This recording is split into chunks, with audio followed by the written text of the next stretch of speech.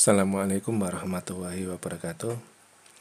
Saudara-saudara semua, mahasiswa-mahasiswa dimanapun Anda berada, sampailah kita pada pertemuan yang ketiga, yaitu membahas tentang mentalitas ya, atau karakteristik ya dari seseorang, atau karakteristik dari orang ya.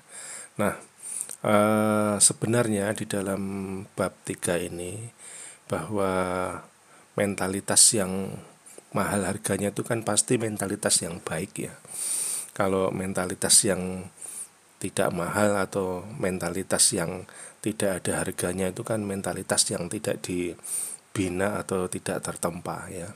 Dibiarkan begitu saja sudah orang itu rusak, atau seseorang itu memiliki ketidakberaturan ataupun tidak beradab, ya itu yang disebut dengan mentalitas yang tidak ada harganya ya.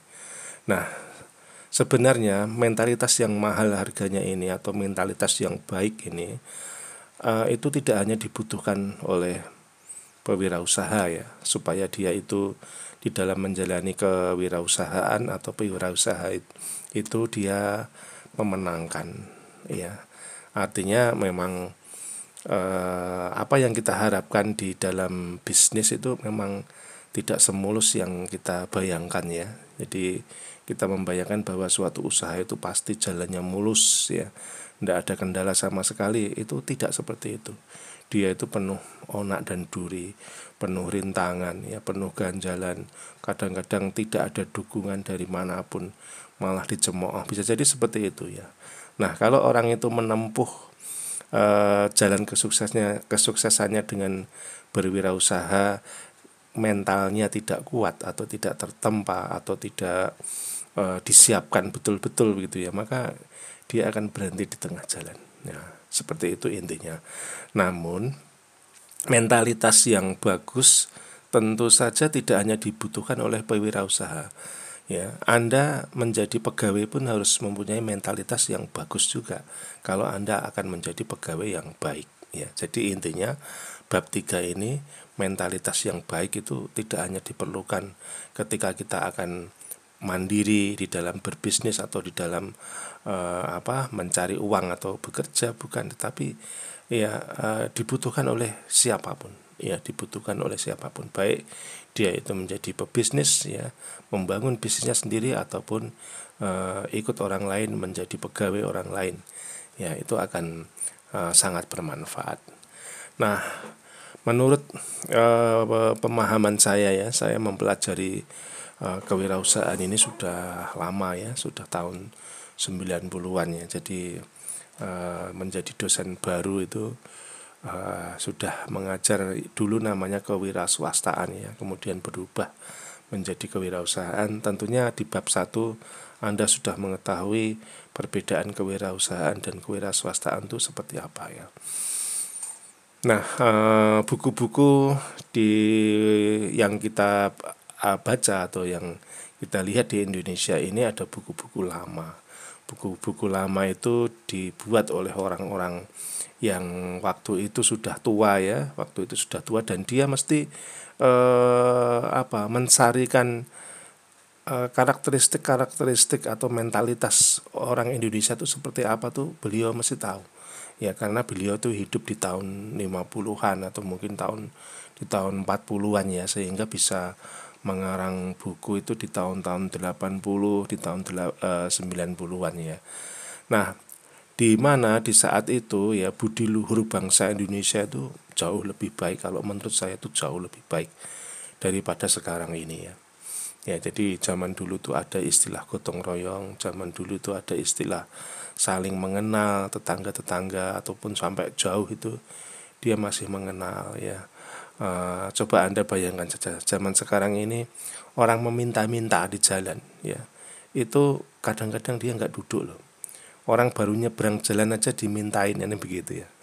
Nah, itu dari sisi contoh kecil ya, tidak semua. Nah, orang zaman dulu itu ya istilahnya memiliki sopan santun terhadap orang tua ya. Zaman sekarang coba kita lihat ya, Ya, kasus-kasus di televisi, kasus-kasus di internet, Anda baca berita, adab anak terhadap orang tua, adab orang tua terhadap anak, adab anak-anak terhadap guru dan lain sebagainya. Coba Anda bayangkan, ya, lebih baik mana dulu dan sekarang. Nah, maka saya membuat satu subbab di sini adalah menambang kembali budi luhur bangsa. Itu artinya budi luhur bangsa zaman dulu, ya, yang terkenal akhlaknya baik begitu, sikap-sikapnya baik, itu kita ikuti kembali, ya, kita ikuti kembali. Nah, tentu saja kita sebagai orang Islam juga mempunyai standar akhlak yang lebih tinggi, ya, yang lebih universal, dan pasti dipandang oleh Allah akhlak itu lebih baik, atau mentalitas yang baik itu pasti lebih baik, ya, dibandingkan dengan mentalitas yang dianggap oleh manusia, ya. Nah, jadi dari buku-buku lama inilah saya gali, ya, nilai-nilai atau keistimewaan orang zaman dulu, ya. Ada yang, ya, ini, ya, ada yang tahun-tahun lama, ya. Sri Edi Suwasono ini merupakan tokoh zaman dulu, ya. Ya. Kemudian Imam S. Sukardi dan lain sebagainya, ini kita lihat, ya. Nah, maka dari itu setelah kita sarikan di sini, mungkin di sini kalau ini buku yang dicetak, ya, itu sebetulnya ini adalah skor, ya, skor tempat Anda menaruh nilai yang bergerak antara 0 sampai 100. Anda sampai di mana sih? Mengenal potensi diri, maksudnya Anda lebih mengenal diri Anda, atau lebih mengenal kawan Anda, atau lebih mengenal orang lain, begitu, ya. Nah, kadang orang lain punya keburukan sedikit, kita lebih tahu, ya, kita tahu begitu. Tapi keburukan kita yang banyak itu kita nggak tahu, bisa jadi kan begitu, ya. Maka dari itu mengenal potensi diri, mengenal diri itu penting banget, ya, penting banget. Potensi apa yang ada pada diri Anda, ya, dan Anda mau mengarah kemana, ya. Kalau Anda mempunyai potensi dan Anda mempunyai kelemahan, mana dulu yang ingin dilejutkan, ya, atau ditinggikan, ya. Tentu saja kita jangan terpaku kepada menutupi kelemahan kita biar menjadi sesempurna mungkin, jangan, ya, tetapi lebih dulu potensi kita yang kita pupuk, ya. Nah, karena potensi yang kita pupuk itu akan lebih mudah melejit atau mencapai puncak tertingginya dan sulit untuk dikalahkan oleh orang lain, ya. Nah, contohnya begini, jika Anda mata kuliah itu Anda pinter di bahasa Inggris atau lemah di matematika, yang Anda kembangkan yang mana dulu? Nah, yang pintar bahasa Inggris yang dikembangkan, karena Anda akan bagus, ya, Anda akan mencapai titik maksimal di bahasa Inggris, daripada kita mengejar matematika itu supaya bisa dapat yang bagus seperti apa, ya. Itu kan menempanya matematika lebih susah daripada menempa bahasa Inggris yang merupakan bakat atau potensi dari Anda. Nah, maksudnya nomor satu itu seperti itu, ya. Nah, kita harus mengenal diri kita, kelemahan maupun kelebihan-kelebihan diri kita, lalu kita harus bersikap seperti apa, ya, harus berlaku seperti apa. Nah, kita lihat, ya, bahwa memang Allah itu menciptakan kita itu dengan nilai positif dan nilai negatif, ya. Atau ada potensi yang bagus, atau ada kelebihan yang sempurna, atau kelebihan yang tinggi, begitu, ya. Tapi juga ada kurangnya, ya. Coba kita lihat saja, ya. Beberapa orang dilahirkan itu sempurna, ya. Coba kita lihat, kita punya kaki tangan, punya badan yang kuat, kemudian punya pikiran yang kuat, punya penglihatan yang bagus dan lain sebagainya, kesempurnaan, ya. Tetapi apakah kesempurnaan itu kelebihan itu kita nggak diberi kekurangan juga, ya. Nah, orang cacat itu kan diberi kekurangan, ya. Sepertinya dia orang yang tidak beruntung, ya. Dia kadang tidak punya kaki, bahkan dua-duanya kakinya nggak ada. Ada juga orang yang seperti Lena Maria itu, ya. Lena Maria itu malah justru dari 4 anggota badannya itu yang berfungsi cuma 1, ya. Tapi apakah dia nggak hidup normal? Ya, bisa hidup normal, ya, dia juga punya suami, dia juga bisa bekerja, dia bisa juga setir mobil, dia bisa memasak, dia bisa menjahit, melukis dan lain sebagainya. Itu kalau di luar negeri ya, itu Lena Maria. Ada juga orang yang cacat mata, loh, matanya buta, itu bisa menjadi kameramen. Nah, ini saya belum pernah melihat bagaimana caranya dia bekerja ya, karena saya pada waktu itu hanya mendengarkan orang cacat dari Timur Tengah ya, yang dia hanya bisa ngomong aja, dia nggak bisa menggerakkan anggota tubuhnya ya, kayak yang ahli fisika yang sudah meninggal itu loh ya. Siapa itu? Dia kan cuma bisa ngomong, malah dia lebih parah lagi ya, dia ngomongnya harus mic-nya ditaruh di tenggorokan. Nah, dia menjadi ahli fisika yang luar biasa ya, cuma sayangnya ya, dia nggak beriman kepada Allah ya, sehingga dia membuat hukum-hukum itu seakan-akan otak manusia itulah Tuhannya ya. Nah, tapi yang diceritakan ini yang cacat mata ini, dia adalah cerita seseorang yang beriman kepada Allah ya. Jadi tetap dia dia melihat bahwa di dalam kecacatannya itu Allah memberikan kelebihannya di tempat lain. Jadi dia nggak merasa dia itu cacat karena sudah ditukar dengan sesuatu yang melebihi orang biasa. Nah, seperti itu. Itu adalah gambaran orang Islam yang diberi ujian itu seperti itu ya. Nah, ada juga yang di Indonesia itu Putri Herlina dari Yayasan Sayap Ibu. Ini juga dua tangannya tidak ada, meskipun kakinya lengkap. Ya, dia juga bisa mempunyai suami yang hebat ya, malah justru salah satu pensiunan Bank Indonesia ya. Nah, silahkan dicari di internet bagaimana profil beliau ya. Dia dibuang oleh orang tuanya karena dalam keadaan seperti itu ya, tapi kemudian ada lewat tangan seseorang ya, itu pertolongan Allah datang kepadanya. Nah, kemudian yang kedua, apakah kita berani menghadapi tantangan ya? Kalau seandainya ada pekerjaan-pekerjaan besar, apakah kita itu mau untuk menyongsongnya ya, atau menyambutnya atau melakukannya, atau justru kita berlari ya, atau kamu aja lah gitu ya. Biasanya kan begitu. Nah, nilai Anda berapa? Ya, ditaruh di sini. Ya, berani menghadapi tantangan ya. Tidak banyak loh orang yang mempunyai keberanian untuk mengambil inisiatif, keberanian untuk memulai, ya, keberanian untuk melakukan sesuatu yang berbeda dengan orang lain, itu jarang loh. Nah, seperti itu ya, itu nomor 2.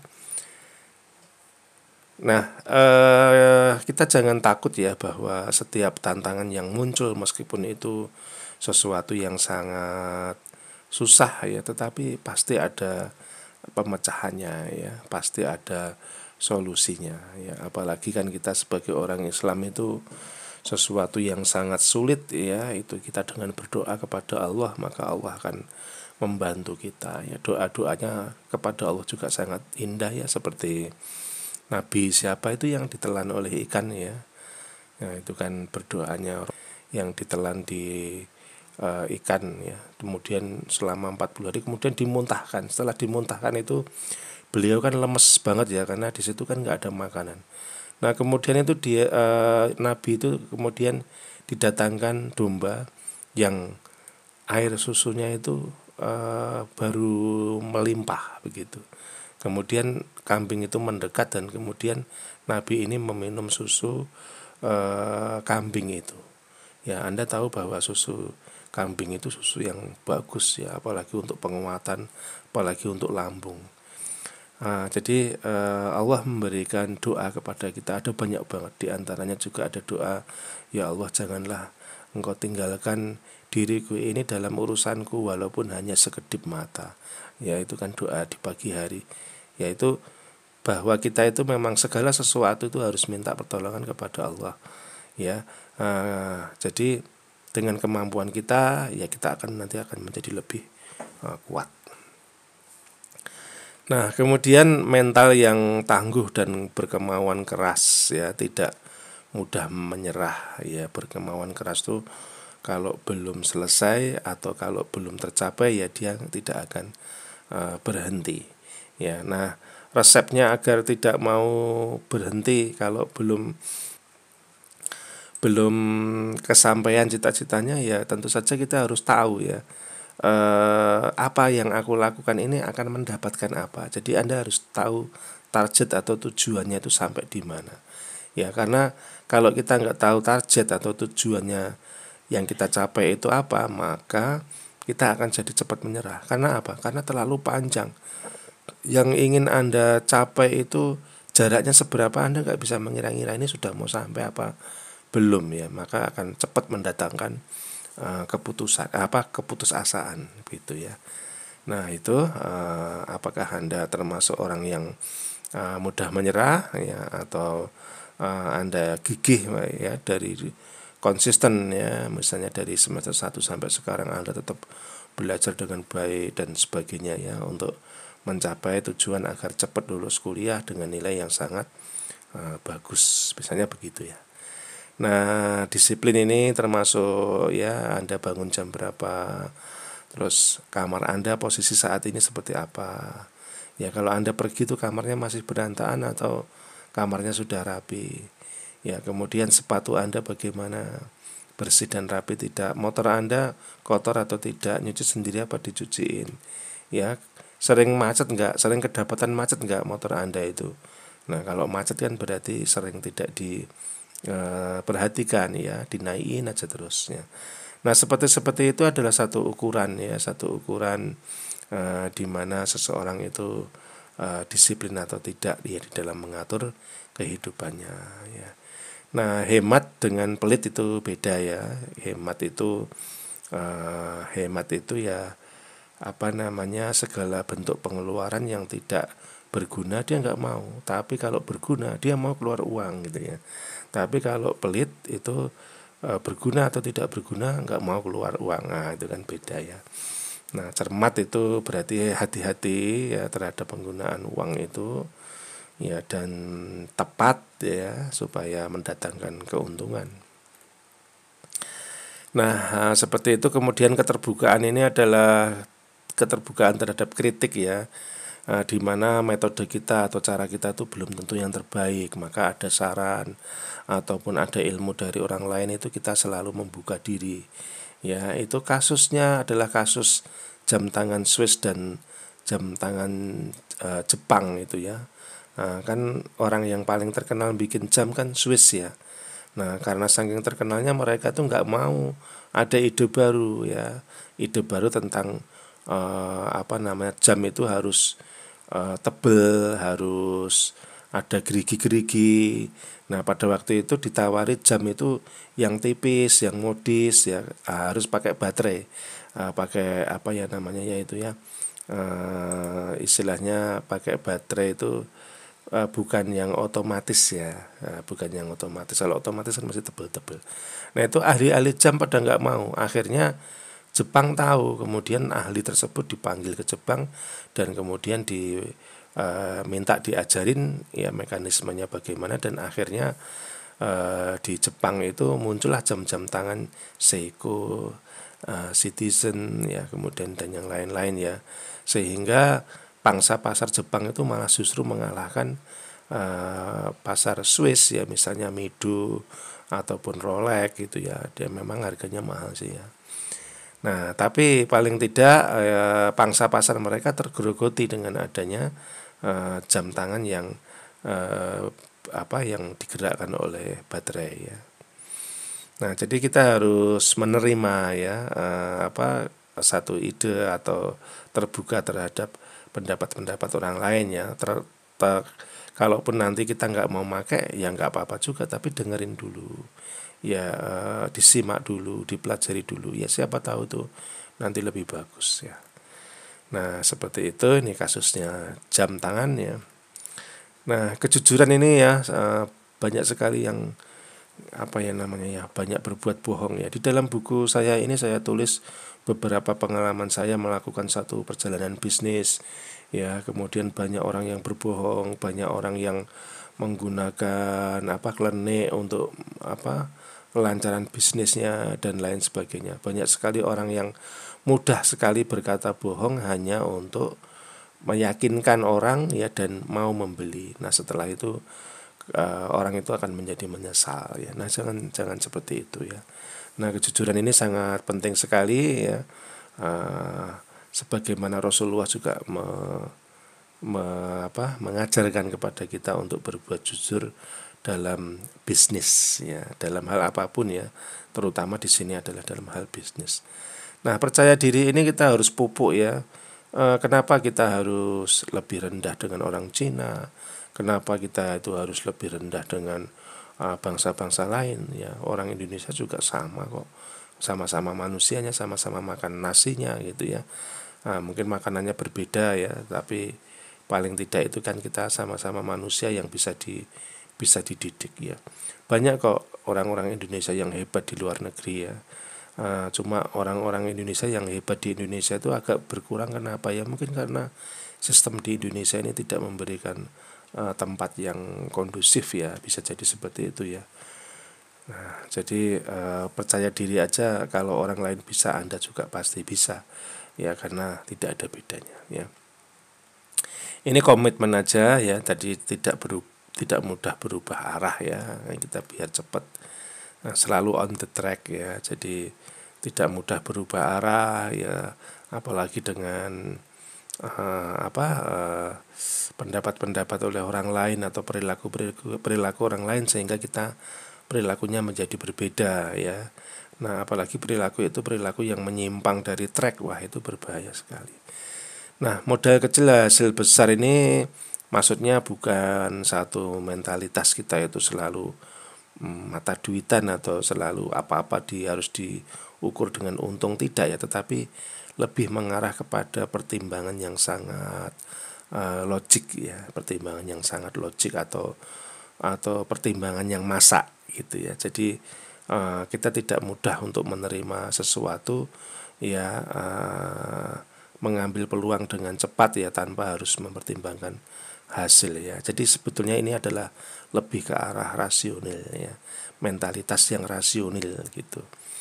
Nah ada di dalam bisnis itu ada 3 rumus yang menarik ya. Maksudnya orang bisa kok modal kecil hasil kecil itu kan biasa ya. Tapi modal besar hasil kecil itu, wah ini yang patut kita hindari. Modal kecil hasil besar, nah ini yang cantik yang kita ambil. Nah kita mau pilih yang mana? Tentu saja kita akan memilih yang hijau ini ya. Ya kalau modal besar hasil besar kan biasa. Gitu. Modal kecil hasil kecil ya biasa. Tapi kalau modal besar hasil kecil jangan dilakukan. Modal besar hasil besar ya hati-hati. Ya, nah jadi itu aja. Nah ini juga care sama orang lain. Mentalitasnya itu care sama orang lain, bukan care sama diri sendiri. Membuat produk itu bukan kita yang untung saja, tetapi juga konsumen membeli produk kita juga untung. Adanya kita menyediakan barang-barang dan jasa itu mereka untung ya. Jadi jangan hanya diri kita, malah justru pikirkan mereka, nanti kita kan dapat untung. Masa mereka untung kita nggak untung, kan begitu ya. Nah jadi intinya adalah care sama orang lain ya. Mau mendengar itu juga masuk ke sini juga ya. Memperhatikan kebutuhan konsumen itu sama aja kita tuh mau mendengar ya. Nah tepat waktu ini penting juga. Ini seperti di yang disiplin tadi ya, tapi intinya adalah kalau berjanji itu tepat waktu. Orang Cina tuh ya sangat menghargai waktu ya. Ya, jadi kita tuh ya jangan anti Cina juga. Dia juga banyak sifat-sifat yang bagus. Yang bagus kita tiru, yang jelek jangan kita tiru. Ya, makanya dia itu kadang-kadang di rumah orang Cina itu ada banyak jam, ada banyak tanggalan, itu dalam rangka untuk mereka itu selalu komitmen ya terhadap janji atau terhadap waktu. Ya, nah seperti itu. Nah, memperhatikan keadaan pasar ini sama ya, hampir sama dengan memperhatikan orang lain tadi. Kemudian kreatif ya, kreatif sama dengan inovatif ya. Jadi selalu mencari ide, jangan sampai kita ketinggalan ya, jangan sampai kita itu hanya itu saja atau malah menutup kemungkinan hal-hal yang baru ya. Sebetulnya boleh sih, saya pengen punya ciri khas produk saya tuh nggak pernah berubah sepanjang waktu, ya nggak apa-apa. tapi untuk produk yang satu itu. Produk yang lain juga harus dikembangkan. Misalnya ya, Sampurna itu kan punya produk yang tidak pernah dirubah. Misalnya apa? Sampurna yang Jisamsu, ya, itu nggak pernah dirubah. Tapi dia juga punya emai, dia punya rokok apa lagi? Ya saya nggak paham ya, karena saya nggak pernah beli rokok. Ya, jadi ada memang yang harus diperhatikan ada. Misalnya Anda bikin coklat, coklatnya pertama kali itu booming. Nah setelah itu Anda nggak mau berkembang, jangan. Itu biarin, ya biarin aja sebagai ciri khas, ya mungkin sebagai prinsip. Tapi produk-produk yang lain juga harus Anda buat, ya kreatif dan inovatif. Inovatif itu punya ide yang tidak dimiliki oleh orang lain. Anda menjadi yang pertama. Ya contohnya apa? Contohnya Sosro itu inovatif, ya. Dimana dia itu membuat teh botol itu baru pertama kali. Teh kok dibotolin gitu, itu baru pertama kali. Ya, terus habis itu dia teh kotak, ya makin ini lagi, makin orang heran-heran lagi, ya dan lain sebagainya ya. Ada apa produk-produk yang luar biasa di Indonesia ini yang bisa menjadi contoh kreatif dan inovatif. Nah seperti ini juga contoh ya, ada payung bisa megrok dua, ya ada tempat minum yang bisa untuk menyimpan roti, jadi nggak perlu lepek ya, jadi nggak perlu lepek. Ada produk misalnya apalagi ikat pinggang yang ada ukuran lingkar pinggangnya ya, jadi seseorang bisa memperhatikan dia lebih gemuk atau lebih langsing tiap harinya, ya, seperti itu bisa jadi ya. Nah itu teliti ini dalam hal keuangan ya, jangan sampai kita ceroboh. Catatan-catatan juga begitu ya, jangan sampai kita tertipu juga, itu juga sama teliti terhadap orang ya. Nah mandiri ya, ini apa, kalau tidak dengan orang lain tidak bisa ya, jangan begitu ya. Saya pernah seperti itu ya, meskipun tidak bisa masak, Anda bisa bikin restoran ya. Maksudnya apa? Nah, maksudnya ya kita mungkin perlu bantuan orang lain, tetapi kendali harus ada di tangan kita. Ya jangan kita pasrahkan semua kepada dia, meskipun kita nggak kerja sendiri loh ya. Kalau mandiri masak kan ya belajarnya kan juga lama. Ya tapi kalau Anda pegang kendali betul-betul, jangan percayakan kepada orang lain semuanya ya. Jadi tertutup kemungkinan untuk adanya cheating ya atau kecurangan. Nah berpedoman pada pengalaman, ini pengalaman adalah guru yang baik, jangan sampai terulang lagi ya, karena kadang-kadang orang yang paling baik hatinya itu kadang-kadang mudah melupakan kesalahan orang lain buat ya, maka begitu terus ya. Jadi maka pengalaman itu adalah guru yang baik itu ya, benar juga ya, tetapi dalam artian bahwa kita nggak bisa tertipu lagi ya dengan cara-cara yang lama. Kita harus teliti orang yang mengenal kita dan lain sebagainya ya. Nah jadi itu pengalaman ini Anda nggak harus pengalaman yang panjang terus berhasil, enggak ya. Kita bisa membaca pengalaman dari orang lain kok ya. Misalnya Anda kan masih usianya muda semua ya, 20-an tahun, tapi pengalaman Anda bisa lebih dari 20 tahun. Dengan cara apa? Ya Anda membaca, Anda melihat orang-orang lain berperilaku dan berpikiran, bersikap itu seperti apa. Nah seperti itu ya. Jadi ada juga orang yang tuwek gitu ya tua tapi pengalamannya sedikit ya, karena dia nggak mau membaca, karena dia nggak mau belajar dari orang lain, bahkan terhadap dirinya sendiri pun dia nggak mau belajar. Bisa jadi orang itu tua tapi pengalamannya sedikit, ada yang seperti itu. Nah jadi maka dari itu nomor 17 ini penting juga ya. Manajemen yang baik ya tentu saja dengan seiring pengalaman Anda, seiring dengan sikap-sikap mental sebelumnya yang bagus, maka manajemen akan dengan sendirinya akan bagus ya. Kemudian wisdom dan seterusnya ya. Nah kesimpulannya sekarang, apakah dengan mempelajari kewirausahaan ini terus Anda akan menjadi berubah, menjadi punya sikap mental yang luar biasa sempurna, semua Anda ini nilainya 100 semua? Apa bisa seperti itu? Tidak, saya pun tidak berani menjamin ya. Anda mengikuti mata kuliah ini dalam satu semester ya, terus dididik tentang sikap, ya, sikap dan perilaku mungkin, atau pola pikir, terus Anda berubah sempurna, itu tidak. Nah, saya tidak bisa menjamin seperti itu. Nah, bagaimana ya kalau hanya membaca satu bab ini saja terus berubah? Tidak akan bisa. Tetapi ini ada satu apa ya, satu logika yang mirip ya. Itu Anda pernah nggak melihat film Tai Chi Master gitu ya? Biasanya yang berperan itu Jet Li. Hope you're prepared to die.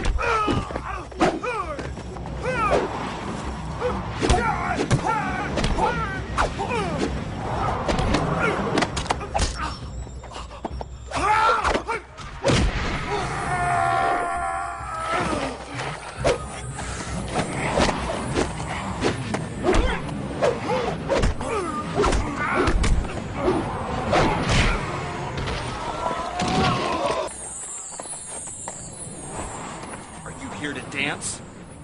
Or did you come to fight? I've found my fighting style. Tai Chi. Ini. Nah, dia mempunyai satu ilmu bela diri atau seni ilmu bela diri yang bagus, di mana kalau mengandalkan kekuatan saja orang itu tidak akan bisa menang, ya. Nanti kalau ada kekuatan yang lebih tinggi dia akan kalah begitu. Nah, maka resep dari Tai Chi Master ini adalah menahan pukulan atau melepas pukulan yang sangat keras itu dan dikembalikan kepada alam, ya. Jadi dinetralisir. Jadi begini, bayangannya itu seperti bola yang dimasukkan ke dalam air, ya. Kemudian kita pukul bola itu. Kita pukul pelan, maka bola itu akan mengembalikannya pelan. Tapi pada saat kita pukul dengan keras bola itu, maka dia juga akan kembali kepada kita keras juga. Nah, itu seperti itu. Nah, jadi maksudnya apa sih di dalam mentalitas ini? Ya, mungkin begini, kita nggak bisa merubah sikap kita yang ini, ada sikap keras kepala, itu kan mentalitas yang kurang baik kan, ya. Nah, mentalitas yang kurang baik ini kita arahkan, ya, kita arahkan kepada sesuatu yang positif gitu ya. Misalnya gini, coba kita simak. Keras kepala, tidak mau mendengar atau tidak mau diarahkan, ya, tidak mau menurut atau tidak mau mendengar nasihat orang lain, itu kan keras kepala ya, ndablek gitu ya. Nah, tapi begini, kalau Anda yakin, ya, kalau Anda yakin memang yang Anda lakukan itu benar, maka Anda boleh keras kepala. Ya, jadi misalnya Anda mempunyai prinsip gitu ya, terus dilarang oleh orang, kamu nggak bisa begini, kamu nggak bisa begini, tapi Anda tetap dablek, enggak, aku tetap begini. Nah, kalau Anda memang yakin kalau perilaku Anda atau sikap Anda atau prinsip Anda itu akan membawa keberhasilan, ya kamu keras kepala aja, Anda keras kepala aja. Ya, jadi maksudnya begitu. Jadi kita tetap bandel, tapi bandel terhadap sesuatu yang kita yakini akan membuat kita itu berhasil bagi diri kita. Ya, jadi gitu. Misalnya ini egois. Egois ini kan juga kurang bagus ya. Ingin menang sendiri. Ya, terus kita arahkan kemana? Kita arahkan ke dalam satu bisnis, bahwa Anda kalau mau bisnis dan Anda harus berhasil, ya saya harus menjadi nomor satu. Ya, jadi Anda juga begitu, masnya kuliah, aku iki besok mau kuliah. Ya, aku ini udah mau skripsi. Ya, aku harus skripsiku harus yang paling bagus, atau yang paling cepat, atau yang paling nilainya paling bagus ya, dapat nilai 4 misalkan. Nah, seperti itu. Itu adalah egois. Ya, jadi sikap yang sebetulnya negatif tetapi kita rubah ke dalam sesuatu yang positif, kita arahkan ya. Pemberontak itu artinya tidak mau menerima keadaan yang ada. Nah, ini arahkan sikap pemberontak Anda ini terhadap kegagalan yang terjadi pada diri Anda. Jadi, aku nggak mau gagal lagi. Aku harus berubah. Ya, aku harus beda dengan yang kemarin. Ya, aku harus bisa. Ya, aku harus merubah dari istilahnya keadaanku yang seperti ini, cuma seperti ini, nggak nyaman dan lain sebagainya. Nah, Anda harus berubah. Ya, rubahlah kegagalan Anda menjadi kesuksesan. Anda berontak, Anda nggak mau hidup kayak gini terus dan lain sebagainya. Nah, jadi itu pemberontakan. Nah, nakal atau liar ini kan juga seperti itu. Ya. Nah, jadi nakal atau liar, rubahlah kenakalan atau keliaran Anda terhadap proses pembuatan ide-ide Anda. Jadi ide-ide Anda itu nyentrik, ide-ide Anda itu nakal, ide-ide Anda itu orang nggak pikirkan sebelumnya. Ya, ide-ide Anda itu membuat orang tergelitik dan lain sebagainya. Nah, seperti itu. Sini tidak sabar. Tidak sabar itu kan ingin cepat-cepat ya, apa-apa pengen cepat ya. Nah, rubahlah tidak sabar ini untuk suatu pekerjaan ya, maksudnya jangan ditunda, pekerjaan itu jangan ditunda, kan tidak sabar tuh ya, laksanakan segera.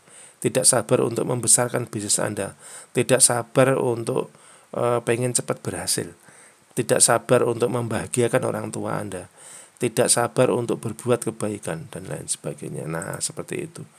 Nah, seperti itu penutupannya ini sudah habis ya. Nah, nanti di bab 4 akan disampaikan oleh dosen lain ya, terutama saya hanya ingin menggarisbawahi di dalam peluang-peluang usaha ini ada peluang yang bersifat internal, yaitu peluang yang ada di dalam diri Anda. Ya, peluang yang sudah melekat di dalam diri Anda. Misalnya apa? Hobi itu adalah peluang internal. Ya, hobi Anda misalnya kalau merias kok bisa cantik banget ya. Ya, padahal orangnya biasa-biasa aja. Setelah Anda rias kok jadi wah, make up ya. Make up itu yang membuat bagus, membuat menyala, membuat tampilannya berbeda. Nah, itu berarti dia bakatnya di situ. Hobinya merias ya, dan riasannya bagus banget. Nah, maka itu adalah peluang internal. Barangkali nanti Anda bisa membuka salon kecantikan ya. Atau hobinya pintar memadukan pakaian-pakaian. Ya, pakaiannya itu bahannya sederhana-sederhana, tapi dia desain ya, dia bikin pola atau bikin model kok bagus banget ya, kayak baju yang mahal. Nah, itu bisa jadi seperti itu dari hobi ya. Nah, itu silahkan nanti dipelajari. Peluang itu ada dua intinya, yaitu internal dan eksternal. Nah, sumber peluang eksternal itu ada banyak banget. Nah, silahkan nanti dilanjutkan di bab berikutnya dari saya. Pertemuan 1, 2, dan 3 selesai. Nanti kita akan sambung dengan dosen-dosen rekan kami yang lain. Demikian saudara-saudara, mohon maaf atas penyampaian bab 1, 2, dan 3 ini. Sekian dulu. Assalamualaikum warahmatullahi wabarakatuh.